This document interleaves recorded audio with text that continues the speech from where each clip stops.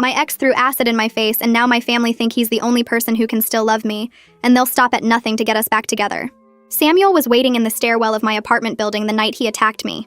I'd broken up with him 3 months earlier because he'd gotten scary and possessive, showing up at my law school classes uninvited, demanding to put GPS trackers in my bag and car, the works.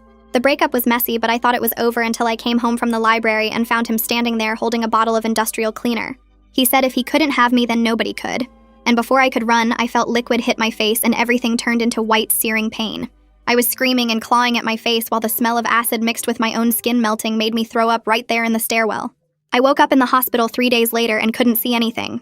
The doctors explained that the chemical had destroyed my eyes completely, and I was permanently blind. My face was destroyed too. My nose was mostly gone. My lips were twisted and scarred, and the skin on my face was a patchwork of burns and grafts that would require 11 surgeries over the next few months. I moved back into my childhood bedroom at my parents' house and spent my days in physical therapy and mobility training with a white cane. My mom told me he'd been arrested and was in prison, and that he'd been writing letters every single day asking her to read them to me. I told her to throw them away because I never wanted to hear his name again. A few weeks later, my mom brought up the letters again while we were having breakfast, mentioning casually that Samuel was in therapy in prison and was deeply sorry for what he did. I told her I didn't care, and that I'd rather die than ever speak to him again. My sister started mentioning things from the letters when she visited, telling me how Samuel still thought I was beautiful, and I screamed at her to get out of my room. My dad sat me down and said Samuel's family had money and wanted to pay for experimental treatments in Europe, and I told him I'd rather stay blind forever than take money from the man who destroyed my life.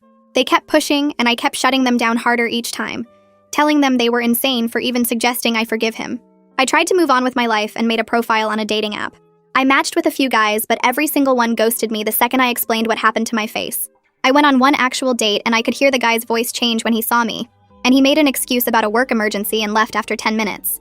My family saw how devastated I was, and finally seemed to drop the Samuel thing. My mom said okay. She understood. She just wanted me to be happy with someone. A few weeks later, my sister mentioned that her husband's coworker had recently lost his vision in a car accident and was looking to meet other people in the blind community. His name was Julius, and he was a few years older than me and worked in physical therapy. She said he specifically wanted to meet someone who understood what he was going through, and that he'd seen my picture from before the attack and thought I seemed really interesting. She kept bringing up Julius over the next few weeks, telling me about his volunteer work and his dog and how he loved the same books I did. My mom said Julius's family was really nice and they'd love to meet me. I was hesitant but also desperate for any kind of connection, and everyone kept saying how perfect we were for each other since we were both navigating blindness. My sister called me a few months later and said Julius was ready to meet me, that he'd been asking about me constantly and was so excited for our date. She drove me to a restaurant and walked me to a table before